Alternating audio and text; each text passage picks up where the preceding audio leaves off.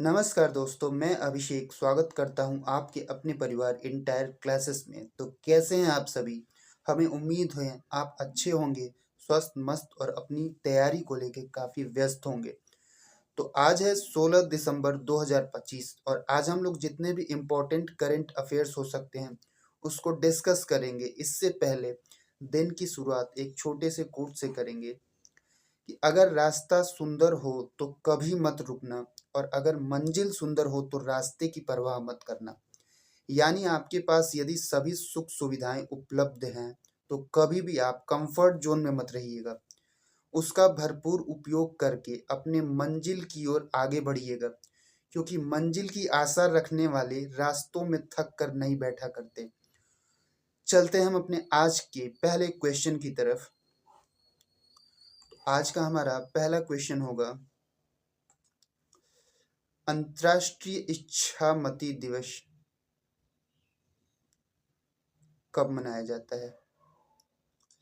पहला ऑप्शन है 12 दिसंबर, दूसरा ऑप्शन है 13 दिसंबर, तीसरा ऑप्शन है 14 दिसंबर और चौथा ऑप्शन है 15 दिसंबर। तो इसका राइट आंसर क्या होगा? तो इसका राइट आंसर होगा 15 दिसंबर। यानी प्रत्येक वर्ष 15 दिसंबर को हम लोग अंतर्राष्ट्रीय इच्छामती दिवस मनाते हैं।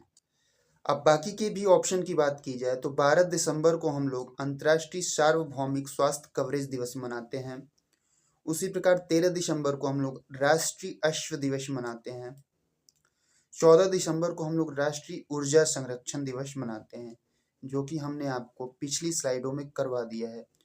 अब इससे जुड़े कुछ फैक्ट होंगे वो हम लोग देखेंगे।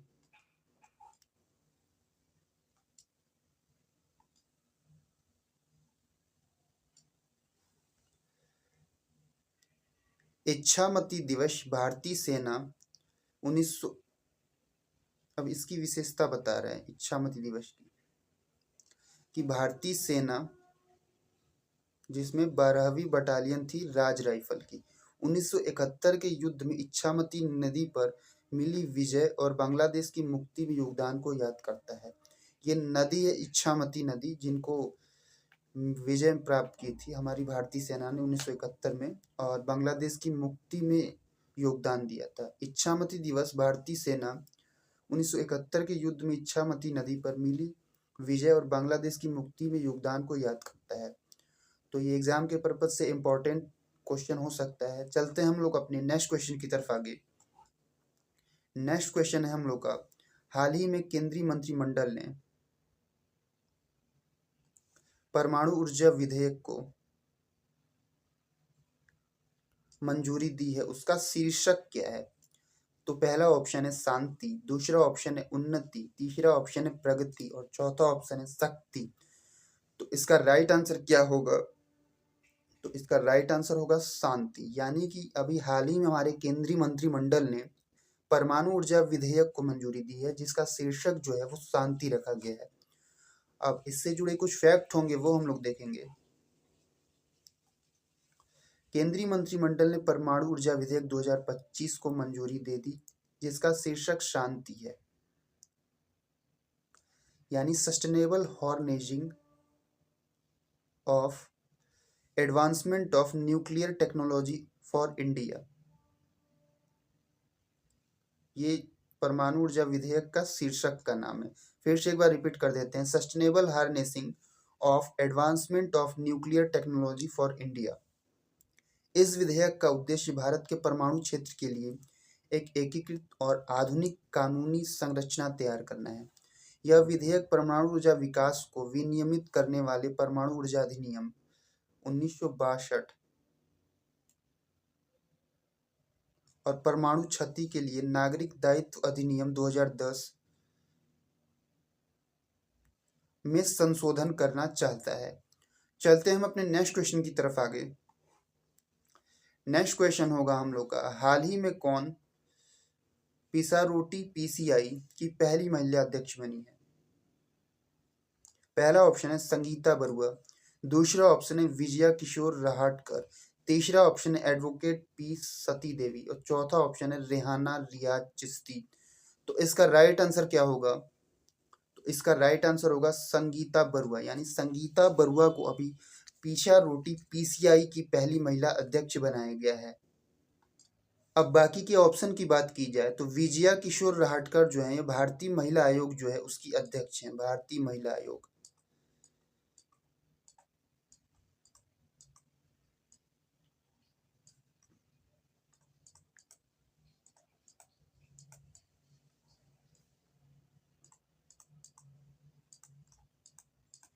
ठीक है।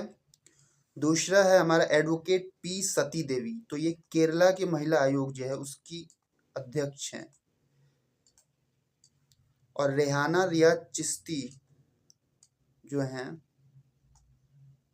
ये हमारा राजस्थान का जो महिला आयोग है उसकी अध्यक्ष हैं। ठीक है, राजस्थान के महिला आयोग की अध्यक्ष हैं। अब इससे जुड़े कुछ फैक्ट होंगे वो हम लोग देखेंगे। Sangeeta Barua Pisharoty press club of India PCI की पहली महिला अध्यक्ष चुनी गई हैं। सुश्री पिसारोटी की टीम ने 2-21-0 से शानदार जीत हासिल की और सभी पदाधिकारी और प्रबंध समिति के पदों पर जीत दर्ज की। अफजल इमाम महासचिव चुने गए, यानी पीसीआई का जो महासचिव वो अफजल इमाम को चुना गया, जबकि जतिन गांधी उपाध्यक्ष बने हैं। अदिति राजपूत कोषाध्यक्ष और पीआर सुनील संयुक्त निर्विरोध चुने गए हैं। इंपॉर्टेंट यही रहेगा कि आप लोग महिला अध्यक्ष जो पहली बनी है संगीता बरुआ, उनका नाम याद रखेंगे। चलते हैं हम लोग अपने नेक्स्ट क्वेश्चन की तरफ। नेक्स्ट क्वेश्चन है हम लोग का, हाल ही में केंद्रीय मंत्रिमंडल ने किस देश के साथ मुक्त व्यापार समझौते को मंजूरी दी है? पहला ऑप्शन है ओमान, दूसरा ऑप्शन है संयुक्त अरब अमीरात, तीसरा ऑप्शन है ईरान और चौथा ऑप्शन है बांग्लादेश। तो इसका राइट आंसर क्या होगा? तो इसका राइट आंसर होगा ओमान।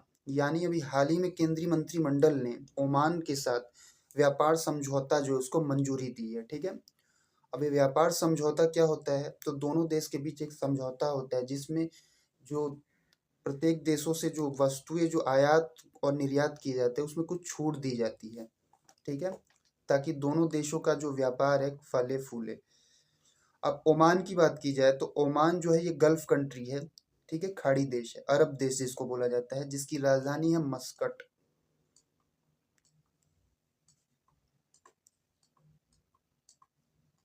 संयुक्त अरब अमीरात भी खाड़ी देश है, इसकी राजधानी है आबू धाबी। ईरान की राजधानी है तेहरान और बांग्लादेश एशियन कंट्री है जिसकी राजधानी है ढाका।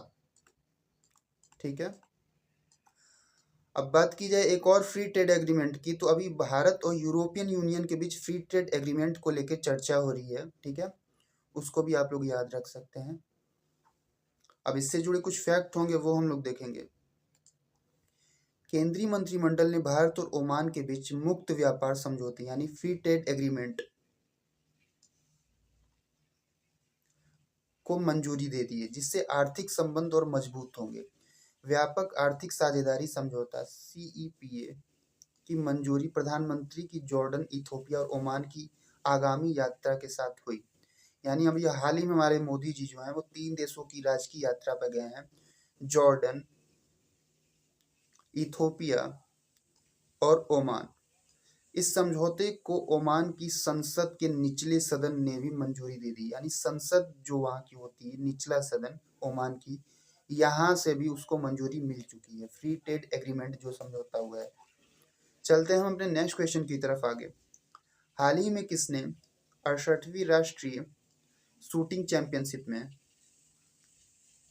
स्वर्ण पदक जीता है? पहला ऑप्शन है मनु भाकर, दूसरा ऑप्शन है रानी शर्नोबत, तीसरा ऑप्शन है अवनी लेखरा और चौथा ऑप्शन है राजा ढिल्लो। तो इसका राइट आंसर क्या होगा? तो इसका राइट आंसर होगा राजा ढिल्लो। यानी कि राजा ढिल्लो ने 68वीं राष्ट्रीय शूटिंग चैंपियनशिप में गोल्ड मेडल जीता है। अब ये जितने भी प्लेयर्स आपको दिख रहे हैं, मनु भाकर, रानी शर्नोबत और अवनी लेखारा, ये सभी शूटिंग से रिलेटेड हैं, शूटिंग।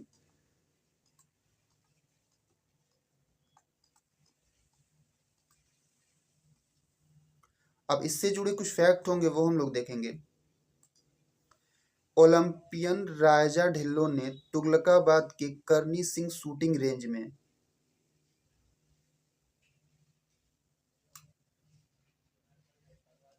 करनी सिंह शूटिंग रेंज में 68वीं राष्ट्रीय शूटिंग चैंपियनशिप में शानदार प्रदर्शन करते हुए महिला और जूनियर महिला स्कीट स्पर्धाओं में स्वर्ण पदक जीता।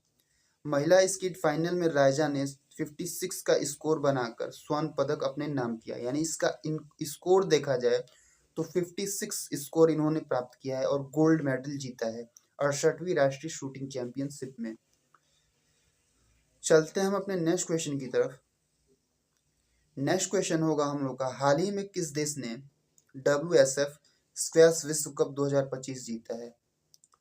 पहला ऑप्शन है हांगकांग, दूसरा ऑप्शन है भारत, तीसरा ऑप्शन है ऑस्ट्रेलिया और चौथा ऑप्शन है इंग्लैंड। तो इसका राइट आंसर क्या होगा? तो इसका राइट आंसर होगा हांगकांग। यानी सॉरी भारत ने जीता है, हांगकांग को हराया है। एक मिनट, इसका राइट आंसर होगा भारत। यानी कि अभी हाल ही में भारत ने WSF स्क्वैश विश्व कप 2025 जीता है और हराया किसको है? तो हांगकांग को हराया है। कितने से? 3-0 से। ठीक, और ये जो मैच हो रहा था वो चेन्नई में हो रहा था, स्क्वैश वर्ल्ड कप का मैच चेन्नई में।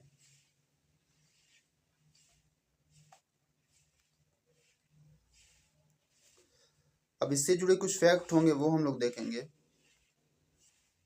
भारत ने टूर्नामेंट के इतिहास में पहली बार WSF स्क्वैश विश्व कप, यानी ये भारत का अभी पहला है squash world cup.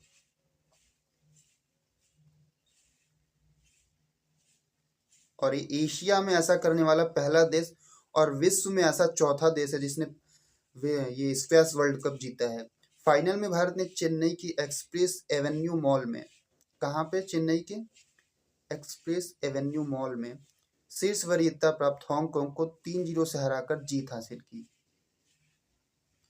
WSF squash विश्व कप विश्व स्क्वैश महासंघ यानी वर्ल्ड स्क्वैश फेडरेशन द्वारा संचालित एक प्रतिष्ठित अंतर्राष्ट्रीय टीम टूर्नामेंट है। भारत विश्व कप जीतने वाला पहला एशियाई देश, ऐसा करने वाला ये पहला एशियाई देश और कुल मिलाकर चौथा देश है। और अगर देखा जाए 3 देश इससे पहले कौन थे, तो पहला ऑस्ट्रेलिया है, दूसरा इंग्लैंड और तीसरा मिस्र है और चौथे नंबर पे भारत बन चुका है। ठीक है, चलते हैं हम अपने नेक्स्ट क्वेश्चन की तरफ आगे। नेक्स्ट क्वेश्चन है हम लोग का, कौन सा बाघ अभयारण्य चीतों का नया निवास स्थान बनेगा? पहला ऑप्शन है वीरांगना दुर्गावती बाघ अभयारण्य, दूसरा ऑप्शन है माधव टाइगर रिजर्व मध्य प्रदेश, तीसरा ऑप्शन है धौलपुर करौली राजस्थान, चौथा ऑप्शन है हमारा देवीगढ़ वन्यजीव अभयारण्य उड़ीसा। तो इसका राइट आंसर क्या होगा?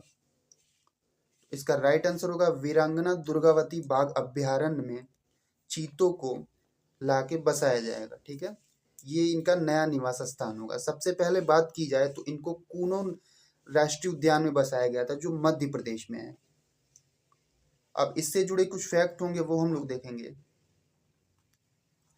मध्य प्रदेश के मुख्यमंत्री मोहन यादव की घोषणा के अनुसार अगले मानसून सत्र से पहले वीरांगना दुर्गावती बाघ अभयारण्य को चीता अभयारण्य में विकसित किया जाएगा। सागर जिले के नौरादेही में स्थित यह अभयारण्य कूनो राष्ट्रीय उद्यान में चीतों के सफल स्थानांतरण के बाद राज्य का तीसरा चीता अभयारण्य होगा। और ये चीते कहाँ से लाए गए थे? नामीबिया से लाके यहाँ पे क्या किए जा रहे हैं? रखे जा रहे हैं, ताकि चीतों के फिर से क्या हम लोग अपने इकोसिस्टम जो है उसमें जीवित रख सकें, क्योंकि चीते हमारे विलुप्त हो चुके हैं हमारे देश में। चलते हैं हम अपने नेक्स्ट क्वेश्चन की तरफ। नेक्स्ट क्वेश्चन होगा हम लोग का, स्टैनफोर्ड के AI वाइब्रेंसी इंडेक्स में भारत जो है वैश्विक स्तर पे कौन से स्थान पे है? पहला ऑप्शन है सेकंड, दूसरा ऑप्शन है थर्ड, तीसरा ऑप्शन है फोर्थ और चौथा ऑप्शन है फिफ्थ। तो इसका राइट आंसर क्या होगा? तो इसका राइट आंसर होगा थर्ड, यानी कि स्टैनफोर्ड की एआई वाइब्रेंसी इंडेक्स में भारत तीसरे स्थान पे है। अब इससे जुड़े कुछ फैक्ट होंगे वो हम लोग देखेंगे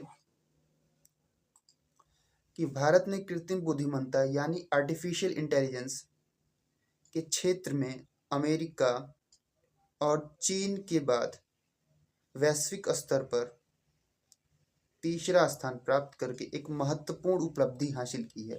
यह रैंकिंग भारत के लिए एक बड़ी छलांग है, जो 2023 में 7वें स्थान पर था भारत, और 2024 में तीसरे स्थान पर पहुंच गया। यानी 2023 में हम लोग 7वें स्थान पे थे और अब हम लोग तीसरे स्थान पे हैं। ठीक है, पहले स्थान पे अमेरिका, दूसरे स्थान पे चीन है। स्टैनफोर्ड विश्वविद्यालय द्वारा तैयार किया गया, ये तैयार करता है स्टैनफोर्ड विश्वविद्यालय। Global AI vibrancy index AI क्षेत्र में देशों की प्रतिस्पर्धात्मकता को मापता है, यानी जो कंपटीशन है उनके बीच उसको ये मापता है। चलते हम अपने नेक्स्ट क्वेश्चन की तरफ आगे। नेक्स्ट क्वेश्चन होगा हम लोग का, ब्रुकफील्ड कहाँ एशिया का सबसे बड़ा जीसीसी संयंत्र बना रहा है? एशिया का सबसे बड़ा जीसीसी संयंत्र, पहला ऑप्शन है बेंगलुरु, दूसरा ऑप्शन है मुंबई, तीसरा ऑप्शन है विशाखापट्टनम, चौथा ऑप्शन है कोलकाता। तो इसका राइट आंसर क्या होगा? तो इसका राइट आंसर होगा मुंबई, यानी कि ब्रुकफील्ड जो है वो मुंबई में एशिया का सबसे बड़ा जीसीसी संयंत्र बना रहा है। ठीक है, ग्लोबल कैपेबिलिटी सेंटर। अब इससे जुड़े कुछ मुख्य तथ्य होंगे वो हम लोग देखेंगे कि ब्रुकफील्ड एसेट मैनेजमेंट ने, इसका पूरा नाम है,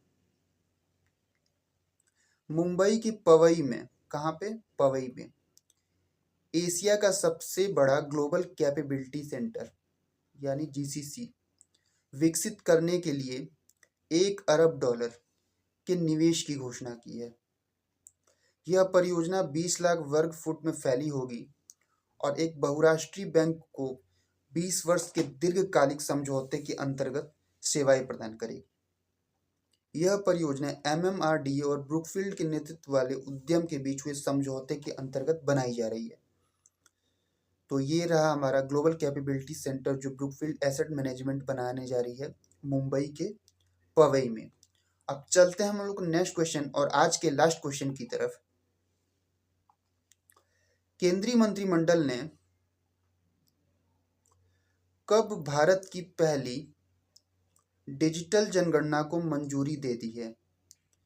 पहला ऑप्शन है दिसंबर 2025, दूसरा ऑप्शन है 2026, तीसरा ऑप्शन है 2027 और चौथा ऑप्शन है 2028। तो इसका राइट आंसर क्या होगा? इसका राइट आंसर होगा 2027, यानी केंद्रीय मंत्रिमंडल जो है हमारा कैबिनेट, उसने 2026 तक भारत की पहली जो डिजिटल जनगणना है उसको मंजूरी दे दी है। ठीक है, अब इसके बारे में हम थोड़ा सा देखेंगे। प्रधानमंत्री नरेंद्र मोदी के नेतृत्व में केंद्रीय मंत्रिमंडल ने 11,718.24 करोड़ रुपए के बजट के साथ भारत की जनगणना 2027 को मंजूरी दे दी, यानी कि इसका जो बजट आएगा 11,718.24 करोड़ आएगा। यह भारत की 16वीं राष्ट्रीय जनगणना होगी और पहली पूरी तरह से डिजिटल जनगणना। जनगणना 2 चरणों में आयोजित की जाएगी। गृह सूची जनगणना जो अप्रैल से सितंबर 2026 तक, और जनसंख्या गणना होगी फरवरी 2027 तक। ठीक, यानी ये 2 चरणों में होगी, अप्रैल से सितंबर 2026 तक, उसके बाद फरवरी 2027 में होगी दूसरे चरण की जनगणना। अब जनगणना से रिलेटेड कुछ क्वेश्चन किया जाता है। जो 2011 में हमारी, इससे पहले जनगणना हुई थी, ये हमारी 15वीं जनगणना थी और स्वतंत्र भारत की 7वीं जनगणना थी। ठीक है, पहली जनगणना की बात की जाए तो हमारी पहली जनगणना जो हुई थी वो 1872 में हुई थी, पहली जनगणना।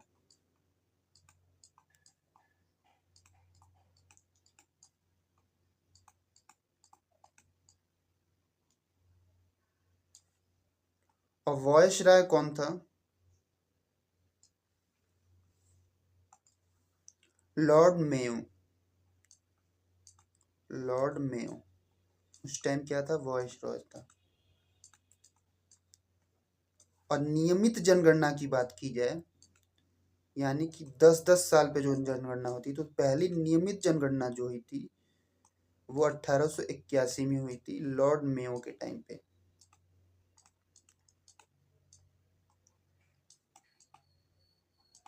लॉर्ड रिपन के टाइम पे हुई थी वो। ठीक है, तो ये जनगणना से संबंधित कुछ इम्पोर्टेंट फैक्ट थे। तो ये रहा आज का हमारा करंट अफेयर्स। अगर इसकी आपको पीडीएफ चाहिए तो आप हमारे टेलीग्राम चैनल से जाके डाउनलोड कर सकते हैं, जिसका लिंक डिस्क्रिप्शन बॉक्स में उपलब्ध है। तो मिलते हैं हम लोग अपने नेक्स्ट वीडियो में। आज के लिए इतना ही। Thank you so much.